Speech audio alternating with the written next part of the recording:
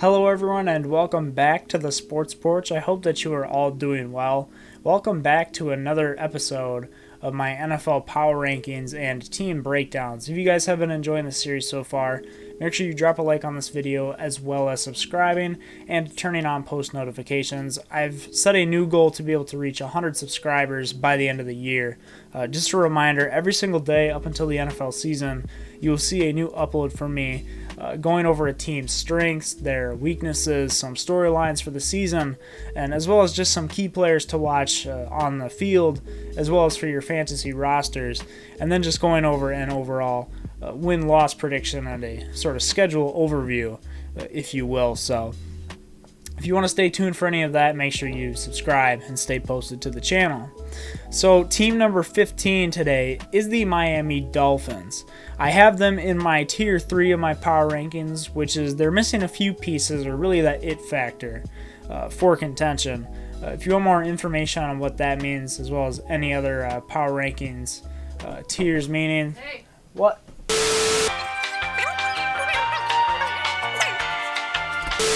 So once again, if you want to see my tiers for the different power rankings and what that all means, you can check that in the description below. I'll have info on all of my tiers for this power rankings down there. So let's get into the coaching analysis. Chris Grier is general manager here in year 6. Brian Flores and Josh Boyer, as well as Danny Crossman at head coach, defensive coordinator, and special teams coordinator are all in year 3 of their jobs. And then George Godsey, as well as Eric Studsville, I don't know how to pronounce that exactly, are in year 1 as co-offensive coordinators, with Godsey being the passing game coordinator and Studsville, however you say it, being the running game coordinator. So some strengths for this team: they have one of the best secondaries in the NFL. Xavier Howard, who they were having a little bit of trouble with at the midway point of this offseason a little while ago, but they have figured it out with him. Byron Jones as well on the other side, who didn't play a lot last year, as well as Noah Igbenogany. I've been practicing that a lot. Very glad I got that right first try. They have Jason McCourty as well, Javon Holland, who they drafted this year, who looks like a really good pick. Eric Rowe, Justin Coleman, Nick Needham. So this is a really good group and a pretty deep group as well. At every position here, they have at least 1 or 2 guys who could step in and play for this team if you need them to. So I really like what they built here with the secondary. Obviously, Brian Flores, coming from that Belichickian tree, knows a thing or two about building great secondaries. Also, this receiving group is now pretty good looking. You've got Devontae Parker, Will Fuller as well, who they signed from the Texans, coming over this year as a deep threat. Jalen Waddle, who they also drafted. I had a little bit of contention with myself about whether they should have taken Waddle or Smith, but I mean, I guess if Will Fuller isn't here long term, then I don't really see the problem with taking Waddle. But if they were planning on re-signing Fuller in the future, then maybe they should have looked at getting a guy like Devontae Smith, who is maybe a better separator, better in the intermediate to short game, compared to Fuller, who is your deep threat. But Jalen Waddle can do both. I certainly think Waddle is the better prospect than Devontae Smith, but it is fairly close between them. You also have the likes of Mike Gesicki, one of the better receiving tight ends in the NFL, Albert Wilson, Jakeem Grant, Preston Williams, as well as Gaskin in the backfield, who can do some stuff. So overall, this receiving group is pretty good for this Dolphins team. The coaching, as well as the culture in general here, is absolutely fantastic. Brian Flores, like I said before, he has really built something special here in Miami. You have never heard a bad word said about Brian Flores. He is one of the best leaders in the NFL, one of the more well-spoken guys in the league. Just overall, a well-respected guy who has really taken this Dolphins team and truly turned them around and turned around the mindset here. Definitely one of, if not the best, coaches to come off of the Belichick tree in a while. You know, we've seen guys struggle. Matt Patricia, Josh McDaniels. Those two in particular really have struggled coming off the Belichick tree.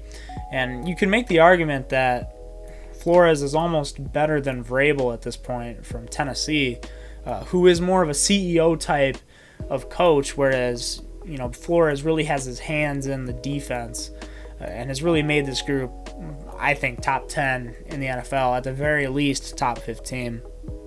So let's go on to their weaknesses then. They do have some. The offensive line in particular is still pretty young and lacking some talent. Robert Hunt, Liam Eichenberg, who they drafted this year, Matt Skura, Solomon Kindley, Jesse Davis, Austin Jackson, Michael Dieter, former Badger. These are the guys you're working with here. Now, I asked the question about the Bengals drafting Penei Sewell over Jamar Chase and why I think they chose Jamar Chase. However, you could also do a very similar argument to here where they drafted Jalen Waddle instead of Penei Sewell. And I think that the argument is honestly a lot stronger here to draft a guy like Sewell than it even was in Cincinnati.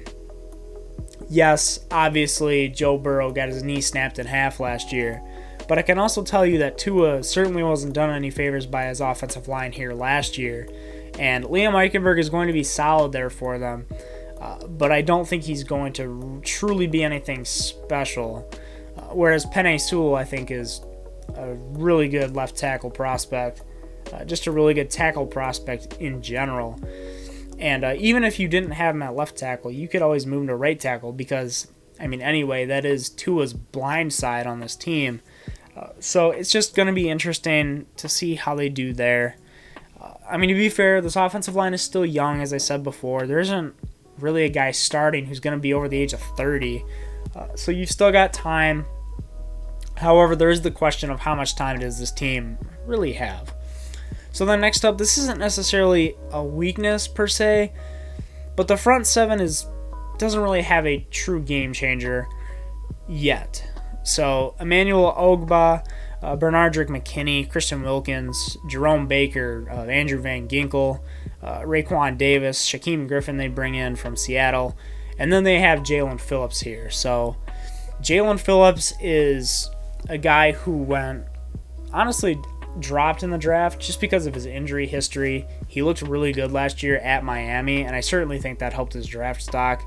He had a couple of issues with concussions and not being able to play again, but eventually being reinstated and playing for the University of Miami. When he's on the field, he is by far the best edge prospect in this class, just physically speaking. In terms of what he brings in fluidity, quickness, everything about his game screams, the likes of Joey Bosa, I'm blanking on other guys, Bradley Chubb. He really is in that tier of pass rushers if you can get past all of the injury concerns with him. So that's going to be Jalen Phillips' biggest issue, is staying on the field. And if he can prove that to them, then he'll really be a force to be reckoned with. But as of right now, this front seven is very deep. That's why I have trouble calling this a weakness. But as we start to get further into these power rankings, these weaknesses are going to be a little harder to identify with these teams, at least in theory. And then the running back room is the last thing that I would say is pretty weak here. They're going to run a committee, I think. Myles Gaskin's going to get a majority of the touches, but you do have Malcolm Brown, Salvin Ahmed. They did draft Jared Dokes this year as well in the 7th round, so potentially see him get some playing time in the future. As for storylines and question marks heading into the season, really the biggest one is Tua.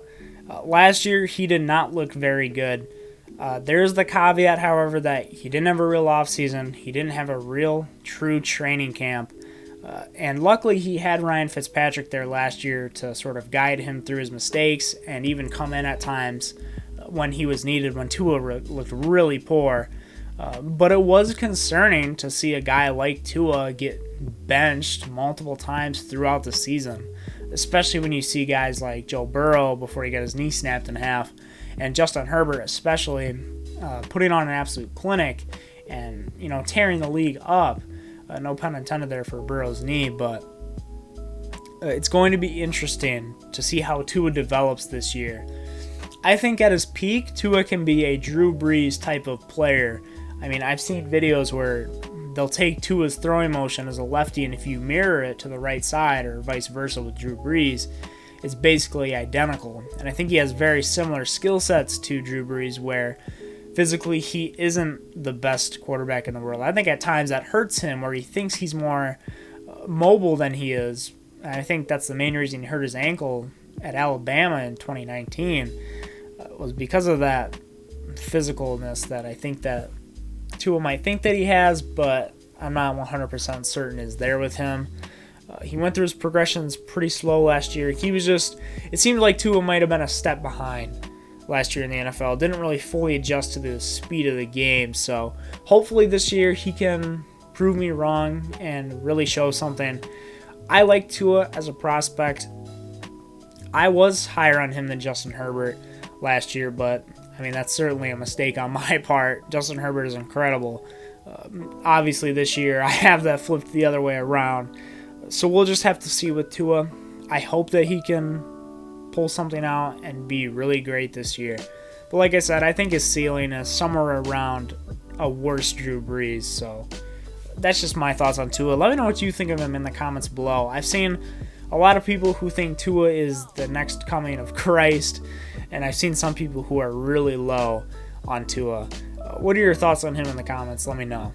Jalen Waddle, like I said before, they drafted him over Penei Sewell, presumably for a reason. He has a connection with Tua. He has, all the tools you could look for in a wide receiver. He can play in the slot, do stuff short. He's got some good route running there. But what he's really good at is going deep down the field. He can really burn past people if you give him the chance. So he is a key guy to this offense, a key weapon for Tua to look towards this season. And then Jalen Phillips. They spend that first-round pick on him when you could argue that they should have gone maybe offensive line, especially with the guys that were still on the board. But they went edge, which I think was another weakness for this team. And hopefully he can justify the pick. Hopefully he can stay on the field. And that's really the biggest reason why he's a key player for this team. Is because he's really got to prove that pick right. Same thing, I think, with Jalen Waddle, even with Tua to an extent from last year. So then the best fantasy players for this team, I'd say this is a kind of similar situation to Amari Cooper and CeeDee Lamb over in Dallas, except, you kind of have the same battle going on here. Devontae Parker, I think, will get a majority of the touches throughout the season. However, I think there is an opportunity for Jalen Waddle, who's my next guy on this list, to overtake him as the main target this year. Devontae Parker has always really been a B+ sort of guy to me, not a true alpha number one receiver, but he is a solid number one guy. However, I do think Jalen Waddle can easily take his spot. Even as soon as the end of this year. Although we'll have to wait and see because Devontae Parker is a rock solid guy. He's steady. He's nothing crazy in fantasy, but he'll get you your guaranteed points. And then my last guy is Tua, just because he is the starter here. You're going to get numbers out of him. And I think with the upgraded offense, he'll do a lot better than he did last year. And then for my sleeper player for Dynasty Leagues, Jared Dokes. This guy is a true, and I mean a true definition of sleeper. He was drafted in the 7th round with pick 17 out of Cincinnati, so he's really low on the pecking order. However, like I said before, this running back room is very weak. Their best guy is Myles Gaskin. Right now he's listed pretty low on the depth chart, but Malcolm Brown, Salvin Ahmed, Patrick Laird, Jordan Scarlett, he could easily pass all those guys as of right now, and I think he could as soon as this year step into running back 2 territory. That's if he stays on the team. So he is definitely a guy you're not going to draft. You're going to get him on waivers and replace him with, some kick returner you have on your team, and you're going to replace him with a guy like Jared Dokes, who it's kind of a wait and see thing with him. So let's get into the schedule overview here. Strength of schedule wise, Miami does get a break this year. They have the 5th easiest schedule in the NFL. Although some of those harder games are going to be in the the AFC East.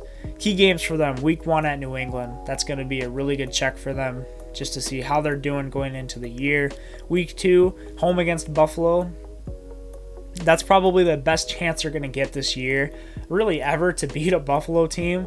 You're in your element early in the season, only 2 games in at home. That's the best chance they're going to have to beat Buffalo. Week 10 at home against Baltimore. That's another one midway through the season. Really good check to see how the team is doing. And then week 18, also very similar to what I've just said before, really a good way to see how the team has progressed throughout the year. How much better have we gotten? We're now playing New England at home, and they've been used to playing up in New England in that cold weather. Maybe we can steal a game off of them this year. Who knows? We'll have to see. So then my prediction for this team, this is the first team I have with a winning record this year, so congrats to you, Miami. I have them going 9-8. Their floor, I believe, is 7 wins, just because of the fact that they do have really, outstanding coaching here. I think Brian Flores is honestly underrated at this point, maybe because Miami hasn't totally put it into fruition yet with the records especially, but I really do think he's an outstanding coach. This defense, the secondary especially, is killer, and I think the edge group will, the front 7 especially, will step up with the addition of Jalen Phillips this year. So I do think they have a guaranteed 7 wins with this team, and I think even if Tua is not so great this year, Jacoby Brissett, his backup, has been proven to win some games in the past, and as I said before, they do have the 5th easiest schedule, so there are some games on there that they'll get some wins off of. My ceiling for this team is 12 wins. There is a chance that Tua comes alive this year and really takes another step up. There's a chance that Jalen Waddle becomes the best receiver out of this class. I still think Jamar Chase will be, but there is a chance that he outperforms him. And then there's also a chance that Jalen Phillips is a star in year 1, and that some guys from this front 7 really do step up, and this team becomes a complete team. Now, it's only 12 wins, you might be thinking, like, why is it not 13 or so? I think because at best they can split the Buffalo series as well as the New England series. I'm not sure if there's really a chance for them to be able to beat New England twice in a year. I can't recall if they did last year or not, but if they did, I think it was because New England really was kind of a skeleton crew of themselves last year, and they'll be in a much tougher fight. So it's kind of unfortunate for Miami in that sense, where they are playing in the AFC East and they have to play, the two-headed monster, it seems, of New England and especially Buffalo now, but we'll just have to wait and see with them. The Vegas over-under for them is 12 wins, I believe. I don't know where I got 12 wins from. It's 9.5. I think I had my notes mixed up there. I would say that's a tough one. It really is so tough. There's so many of these games that they have on their schedule that could go either way. As I've said before, with a lot of these middle teams, I'd say no bet. And I'm going to say the same here. As you can see from my prediction, I guess take the under. But I'm still not 100% sure on that. So overall for this team, they really are still, it's crazy, on an upward trend. And we're already talking about them, playoffs are bust, it seems, with Miami. They're loading up on talent. The secondary is one of the best in the NFL. And the receiving group is not too shabby either. Yes, they do have their questions at offensive line, and they do have questions about the talent of their front 7 group.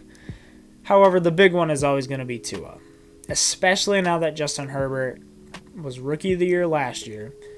He's really going to be the guy to watch for this year. One of the biggest stories, I think, in the NFL this year will be the progression of Tua, how he comes along. All I'm going to say is if he plays like he did last year, the Dolphins will hit that 7-win floor. They're going to suffer. They're going to look to maybe even move on from Tua as soon as next year. But if he plays well, they're going to really be a tough out. Brian Flores, as I said before, I can't give the man enough praise, can't give him enough flowers. He truly is that great of a coach. So those are my thoughts on Miami. Let me know what you think of them in the comments below. Did I give them too high, too low of a power ranking? Let me know there. Once again, just a reminder, drop a like on this video if you haven't already. Subscribe and turn on post notifications. Just a reminder, every single day leading up to the NFL season, Thursday, September 9th, you will see a new video from me breaking down each and every NFL team, giving my eventual full power rankings for the year. But with all that being said, thank you guys so much for watching, and I'll see you guys on the next one.